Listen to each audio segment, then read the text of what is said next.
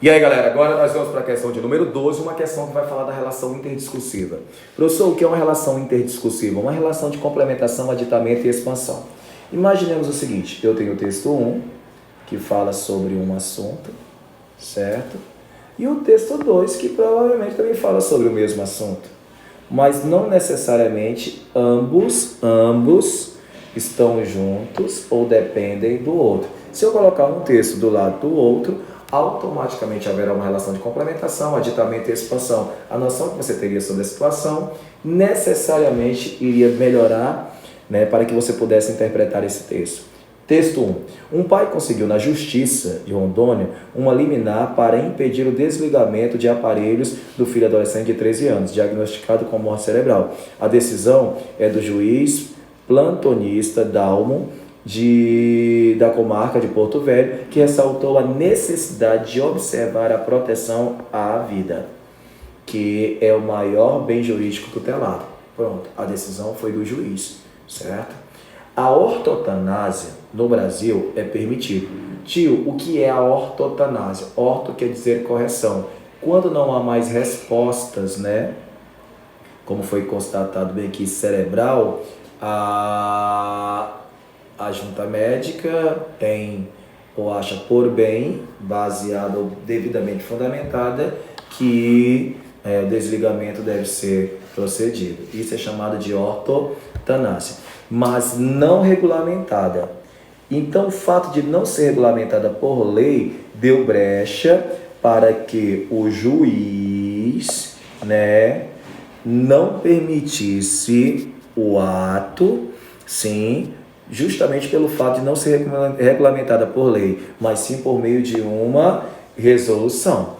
Aí ele diz assim, existe a resolução do Conselho Federal de Medicina que estipula em seu artigo, é permitido ao médico limitar ou suspender procedimentos e tratamentos que prolonguem a vida do doente em fase terminal, de enfermidade grave e incurável, respeitada a vontade da pessoa ou do seu representante legal. Primeiro, o pai não queria, sim, e não havia aparato legal que não fosse uma resolução de 2006. Ora, lá em cima falava do desligamento.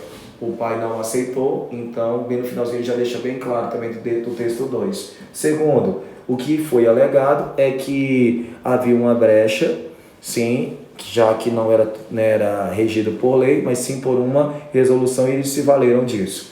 Ao relacionar o fato noticiado no texto 1 ao provimento jurídico do texto 2, infere-se que a resolução garante o procedimento, uma vez que ganha força de lei. Não, nesse texto, não ficou claro que ganharia força de lei, foi justamente a brecha em que eles encontraram, e faltou também a parte do representante. Fora a letra A. A decisão do juiz foi baseada em uma brecha existente no provimento jurídico.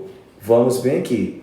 A decisão do juiz foi baseada em uma brecha existente no provimento jurídico.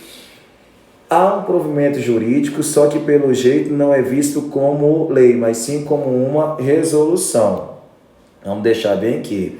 Aí outra, a decisão do juiz foi baseada não na brecha existente, mas no bem tutelado, que seria o quê? A vida, o direito à vida. Tá ótimo. Perfeito. Colisão de interesse forçou o juiz a tomar a decisão de forma subjetiva. Ele não pode tomar essa decisão de forma subjetiva, tem que ser imparcial. Não regulamentação da ortotanásia permitiu a tomada de decisão do magistrado. Ora, eu tenho um bem tutelado, certo? Que ele procurou defender. Quando ele olhou, não havia nenhuma lei que falava sobre isso, mas somente uma resolução. Não posso dizer que isto é uma brecha na lei, mas ele se valeu mais da lei maior, o que faz com que eu tenha que marcar realmente o gabarito, a letra D. Valeu?